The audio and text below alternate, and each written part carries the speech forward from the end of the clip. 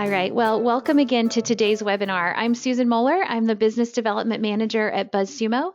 Today, we're going to be talking about using hashtags to improve your content marketing. Dan Matheny from SciBranding and founder and CEO of Hashtagifyme is going to be giving us some great insights about using hashtags. I use Hashtagify.me often in finding hashtags to search for trending content at BuzzSumo. So I was really happy when Dan agreed to do a partner webinar with me. Just a little bit of housekeeping. The webinar today is not going to last any longer than an hour. We plan to present about 40 minutes of material and have plenty of time for questions at the end. If you do have a question, please just type it in the question box and we'll circle back to those at the end of the presentation and go through them and get you some answers. The other thing that you might like to know is that you will get a recording of today's webinar, so you can look for that in your inbox in the next day or two as soon as we get the video ready to go. If you aren't familiar with BuzzSumo, we help content marketers and publishers improve their content through a process of research, amplification, and monitoring. We refer to that cycle as RAM, and it's an ongoing process of researching your content, amplifying it, and monitoring it for better results. Hashtags have a role in all of these processes, and Dan and I will be covering some of the ways to use them. So now I'll let Dan introduce himself to you and tell you a little bit more about himself.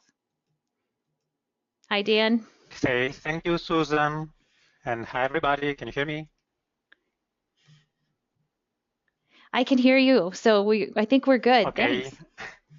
Thank you. Thank you, Susan. So I am Dan Matheny. I'm the founder of Hashtagifyme, which is the top free hashtag search engine. And next, please. Sorry about that, Dan. 1 second. We've got to get my clicking going here. There you go. No problem. Okay. So Hashtagifyme allows you to find the best hashtags for your usage, to analyze them, and then to use them to amplify your message and your content. Next, please. So let's start with something that maybe you already know, but maybe not everybody does. So why are hashtags so important? The main reason why hashtags is important is that because they allow you to reach a target audience that doesn't already know you.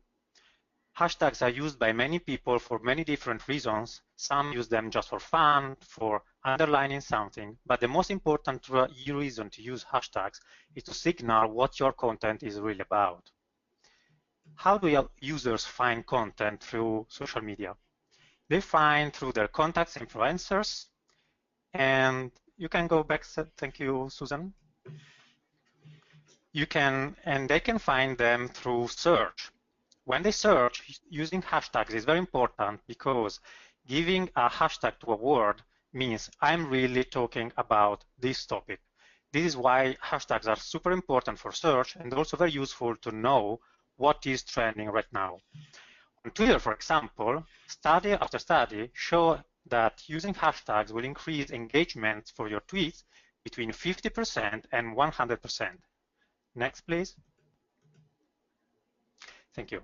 So one important concept to think about is about using existing hashtags versus creating your own hashtags. This is a doubt that many new users of hashtags have.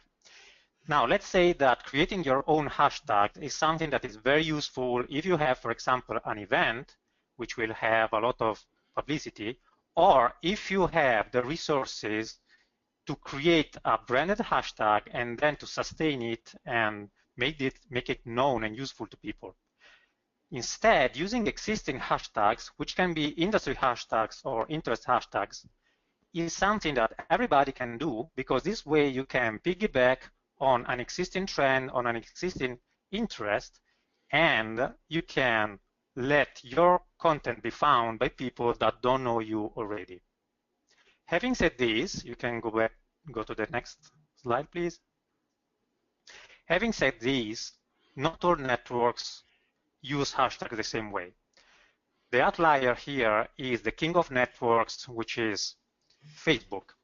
On Facebook, hashtags, there are many studies showing this, among them one which will come out soon from BuzzSumo. that show that hashtags don't perform well on Facebook. Now, you may wonder, why is that? The reason basically is that Facebook is mostly to share things with your friends and family, and hashtags instead are used to reach a new audience, to reach other people, to have public conversations. Now, mixing the public and private is not something that usually works well, and this is why using hashtags on Facebook is not usually such a great idea. On the other hand, hashtags are great on Twitter, on Instagram, and on some other less important networks, like, for example, G+, and many others. Next, please. Go ahead, Dan. Sorry, go on, Susan. Yeah, so Social Media Today had an interesting post that just showed that, like Dan mentioned, using hashtags on Facebook actually reduces your shares, but using 1 or 2 hashtags on Twitter increases them. And Instagram is the great lover of hashtags. Using up to 11 or more of them actually increases your interactions there. Yeah, thank you, Susan. Yes, that's correct. That's absolutely what I also know. And one interesting reason for this is that on Instagram, you need to have some textual content, and so having too many hashtags will look spammy. While, sorry, this is on Twitter actually. On Instagram instead, where you mostly share pictures, it is very important to categorize the picture so that people can search and find the right ones, and hashtags are fundamental to allow for this, so people will allow you to use as many hashtags as you want. But the most important thing, whatever the social media you're using, the most basic thing about hashtag is that they need to be relevant to the content you are sharing. A hashtag is a promise, just like a title for a piece of content. Let's say, for example, that you're looking for food and you open the door, and behind the door you find something related to food. You're going to be happy about this, and you are going to appreciate what has been shared. If instead, for example, you're looking for people, you open the door, and what you find is something talking about computers or something coming from a bot, you are going to be disappointed. This is the reason why many people use very trendy hashtags, even when they are not relevant to their content, but this is actually going to get them clicks, but it is not going to get them sales, it is not going to get them attention. On the contrary, it is going to mark them as spammers. So we can go to the next one. Now we know how and why hashtags are important. So how are you going to find the relevant hashtags for you? Hashtagifyme has a free tool which we call the Hashtags Encyclopedia, where we cataloged 52 million hashtags, analyzing 4.5 billion tweets. We analyze tweets, but the hashtags are also relevant on other networks because usually hashtags are shared between networks. So let's say that you want to find relevant hashtags for your own use. Let's go to the next one, please. One great One great way to do this is to start from some keywords and some hashtags that you may already know and that are related to the content you want to share. For example, in this case, we search for hashtag marketing. You do the search by typing at the top right of our website. And after you search, we will find for you the top 10 related hashtags which are related to your hashtag. And we can show this in a very graphic way, as you can see now, where each related hashtag shows how much it is connected to the hashtag you searched. And you can see that by the thickness of the line which connects the hashtag, the searched hashtag in red, with the related hashtags in blue. And we also show how popular the other hashtags, each hashtag is, and this is shown by the size of the circle that is related to the hashtag. Now, one important concept to know is that you don't always want to find the biggest, the most popular hashtags, because if a hashtag is too popular, what you're going to write is probably going to be to drown in a sea of too much content which is shared. Now, when you start finding some related hashtags, you can click on the most interesting hashtags you find in the relationships, and you can start explore the neighborhood. For example, let's say we click the Instagram marketing, which is related to hashtag marketing. So next one. At this point, Instagram marketing will be at the center of our visualization, and you will see what is related to this hashtag. There are many ways, we will see a few in a second. There are many ways to evaluate how interesting a hashtag is. Of course, the popularity is very important. We give a pointing system which goes from 0 to 100. And for example, Instagram marketing has a popularity of 38, which is fairly high. We also show the trend, the recent trend for the hashtag. And when you find some interesting hashtags, you can use the small plus button at the top right to save the hashtag and save them into bundles that you can use later for reference. If you go to the next slide now, you will see what you can find in some of our free tabs. For example, it is possible to see, as I was saying, the trend in the last 2 months of the hashtag. You can also compare the trend between multiple hashtags. This is very useful because, for example, one hashtag could have an absolute high popularity, but there may be another new hashtag which is trending right now, and it could be more interesting because if you enter a trend early, when there are not so many people already using it, it is much easier to become a reference point there or an influencer there. In this case, we are comparing Instagram marketing with Twitter marketing. As you can notice, Twitter marketing is still higher. It is the blue line. It has a higher popularity, but Instagram marketing is coming up fast. This is no surprise, I think, for anybody because Instagram is growing so quickly. We can go to the next slide and see that another interesting point that you can, another interesting information that you can find on our free platform. This is not always useful, but it is useful in some cases, is what are the days of the week and the times of the day when the hashtag is most used. We chose here as an example, which is a special example, brand chat. Brand chat is a Twitter chat which is weekly, and so, as you can notice, it is mostly used on Wednesdays around 20 and 21, 8 and 9 p.m. in the afternoon. This is in EST time. And so this means that if you want to use this hashtag, you are most likely going to use it at the same time when other people are using it. And so most other people are going to search for it. And your content is going to be more easily found. A contrarian tactic can be instead to target a time when there are not so many other people using the hashtag, and if people are searching, they will more easily find your content. Okay, we can go to the next slide. And at this point, we have quickly seen some good ways to find interesting hashtags. When you have a list of hashtags which are relevant to what you want to share in general, to the subject matter that you're interested into, you have a great asset. So how can you optimize the value of this asset? One way is to manually measure what happens, to manually search for the hashtag on Twitter and see who uses it, what is going on, answer to people, and so on. Or you could use our pro features, the Hashtags Lab, which lets you track a hashtag and sample 100% of the tweets, and now also the Instagrams, as you can see from this slide, that are sent using this hashtag.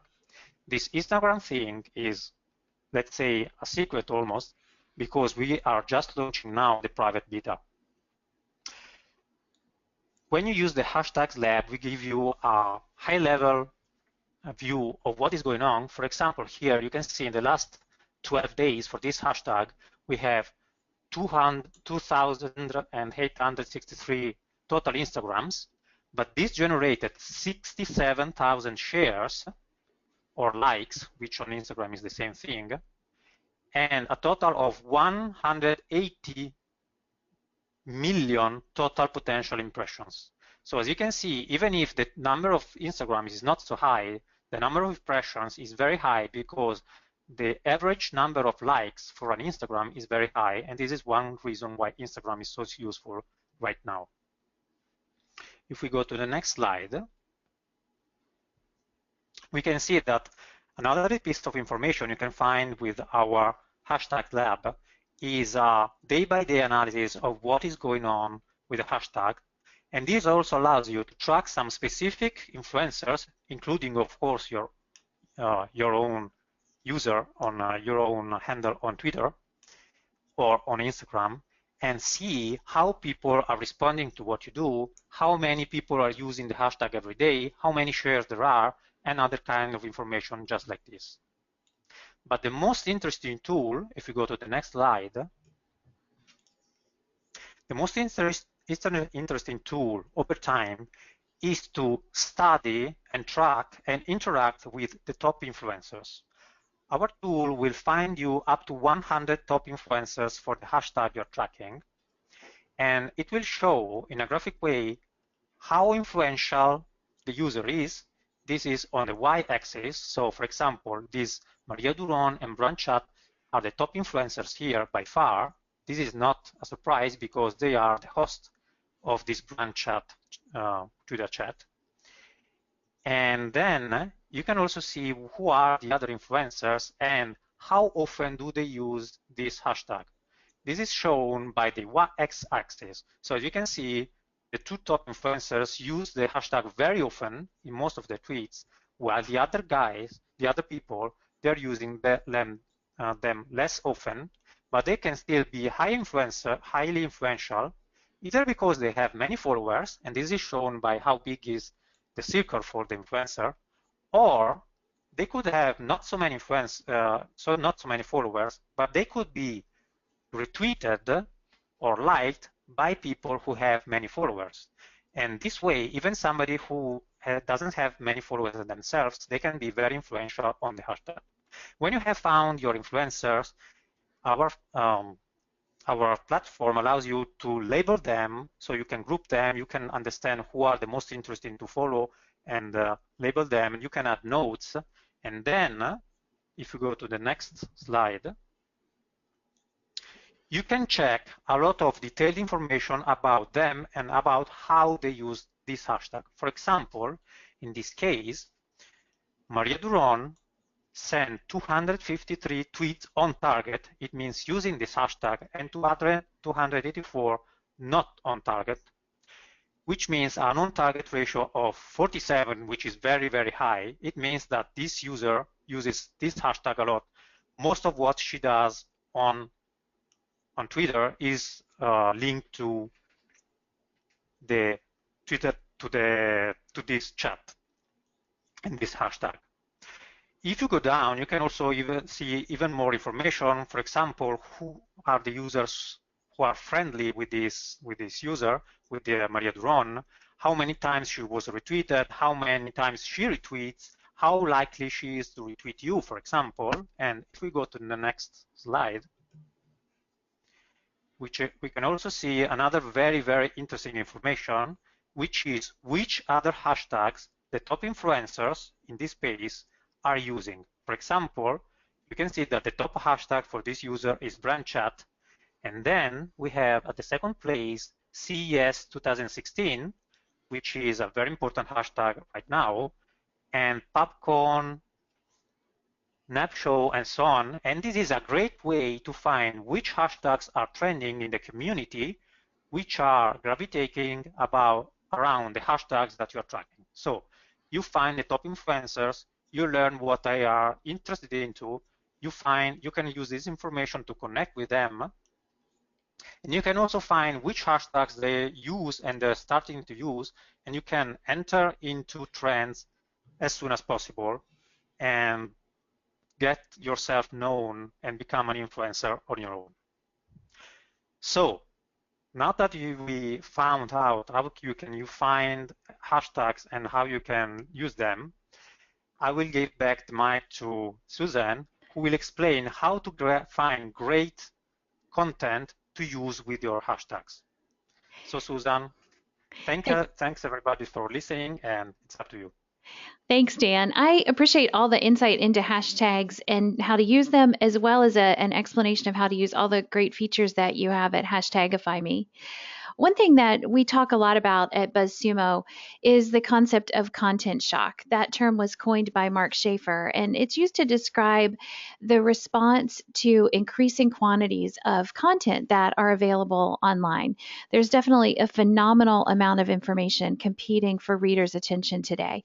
And that proliferation requires us to create great content and think very carefully about how to amplify that content.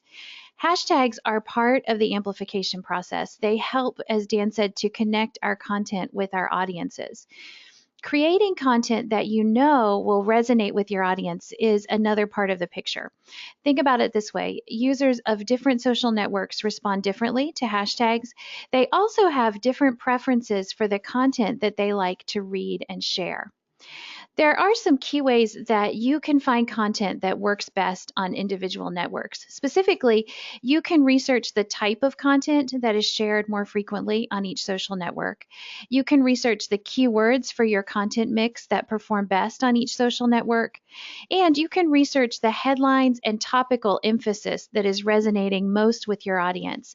And then optimize your content for these things in order to create better reach. So I wanted to give you some examples of researching keywords. You can optimize your content for social shares by knowing if different versions of your keywords perform best on one network more than another. For example, if you are a marketer working on a project about celiac disease or eliminating gluten from a diet, you might have several different keywords to choose from. For example, I'm sure gluten-free and celiac would both be on that list. So as you can see in this slide and the next one, the two terms perform very differently on Pinterest. In this example, you can see that gluten-free will be well shared both on Facebook and Pinterest, whereas celiac is well shared only on Facebook and not on Pinterest. So, if Pinterest is part of your strategy, you want to use the term gluten free in that content. These charts also show us what type of content is preferred on each network. For the term celiac, it's a list post or a video. For gluten free, it's an infographic or a list post on both Facebook and Pinterest. Let's look at a similar comparison for the terms content marketing and digital content marketing. You can see here that content related to content marketing gets more shares on Twitter than any other network, and that infographics, how-to articles, and list posts are the preferred types of content on Twitter. The big exception in this chart is that video is preferred on Facebook. Now, if I change that term to digital content marketing, I change the whole picture. Content about digital content marketing is shared more heavily on Facebook, and specifically, how articles are the preferred type of content. Once you have analyzed and narrowed down the keywords and type of content you want to work, you're getting closer to content that resonates, but there's still more to learn to optimize your content. It's a bit like asking someone if they'd like a cupcake and then having to decide exactly what kind of cupcake they might want. Here's how the cupcake principle plays out with content. You know that you want to write about a topic like financial planning. You also suspect that there is a different version of that topic that will appeal to the audiences on different networks. How do you optimize to give the audience on the network that you're targeting the type of content that they most want? Well, one way you can do that is determine headlines and subjects that are resonating with the audience on a network. Here's an example using financial planning. The first thing I've done is search for the most shared content on financial planning. So this shows me the most shared content on financial planning overall. And the first thing I notice is that Facebook has definitely gotten the most shares for this topic. So the next thing I need to do is ask myself, do I want to target Facebook, or do I want to look to dominate a more niche audience on a different network? It could help to make a couple of decisions. Is there content here that I could work with and perhaps make more in depth? Is there content here that may have gotten a little out of date that I could provide an update on? Or is there content here that I could maybe add visual interest to? In the first piece here about the Pinoy style of investing, I looked at the article and there just isn't very much compelling visual information. So that's definitely something that I could add a visual element to. The Pinoy style of investing article is also targeting a very specific audience segment. So I can ask myself, can I borrow that idea and apply it to a different specialized audience? The second most popular piece here is a classic list. It's interesting, but it doesn't offer a great deal of depth. So that's another idea. Maybe I could take this idea about the 11 best pieces of advice about money and just add a little bit more depth to it. Depth to it. I can also sort results to see content that was shared on individual networks. This is an example of the most shared financial planning articles on Google+. So it's important to notice that there's a big difference in the number of shares between the first and second piece on this list. Clearly, people were interested in the caregiver piece. It was published in a special section of senioradvisor.com. I might ask myself, can I borrow their audience? Possibly partner with them on content creation. I could also ask myself if there's a senior segment of my audience that might react well to a similar piece of content. Now, I almost hated to include this next slide, but when it comes to information about financial planning, Pinterest had a stereotypically clear preference for printables and weddings. So you can definitely use this number one idea and add it to your list for next year. Get a piece of content ready that includes a printable for financial planning in the new year and be the first one to offer it in 2017. And then here's a look at the most shared content on financial planning on LinkedIn. It definitely looks different. It emphasizes expert opinions. We have an analyst take on the psychology of investors and CEO's financial advice. So I might consider whether or not I could interview some experts. Definitely not the place for printables and wedding savings, but it is a place to look for expert opinions. So the perfect content mix looks at network preferences like type, keyword, headlines, and emphasis. It might also include the best days of the week to publish your content and the best content lengths. And as Dan has so well described, it also includes a hashtag. So I think the question here is, how do you put all of this together? Spreadsheets can be a great way to visualize all of the different elements that go into a content strategy. Here's an example of a sheet that I created to include some of the things that we've talked about today. You'll notice that I have the main content focus, which is financial planning, and then I have different networks represented here. I have added a line where I can enter some headline ideas, emphasis ideas. I can record the best day of the week for a piece on an individual network and the ideal length. I also have a section where I can add a hashtag. You'll notice that under Facebook, I'm not going to.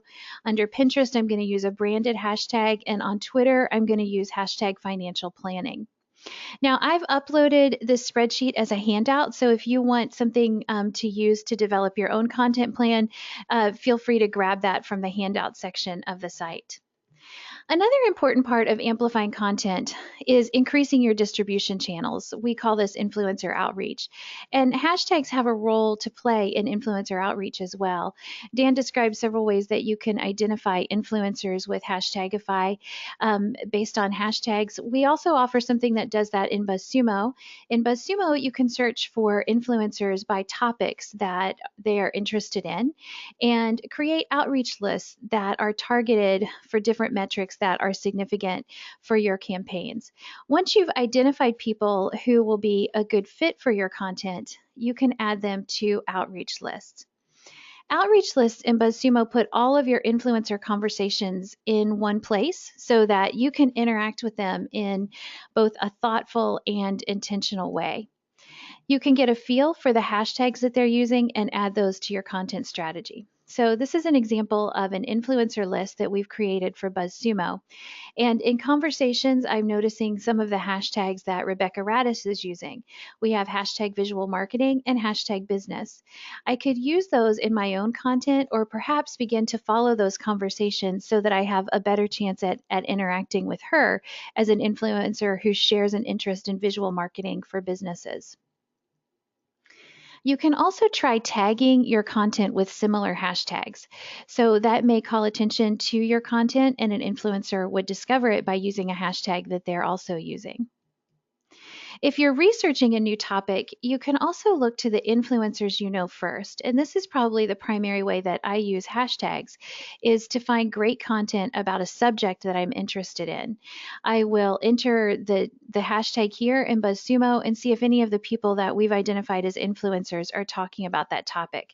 That can be a huge help to me if I'm learning a new subject or trying to get familiar with what's happening in a certain part of our industry. So let's review. The When you research and use hashtags, you want to do that based on social network preferences. On Facebook, don't use hashtags. They're not preferred on that network. On Twitter, one or two hashtags is great.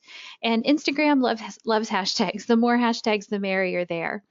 You also want to consider combining, or you also want to work on optimizing your content for network preferences and combining a great hashtag strategy with optimized content. The sweet spot is great content with a great hashtag. Now, I wanted to just give you a couple places where you could learn more. You can look at buzzsumo.com and check out our knowledge base. You can also look at Hashtagifyme in the orientation section for more information on this.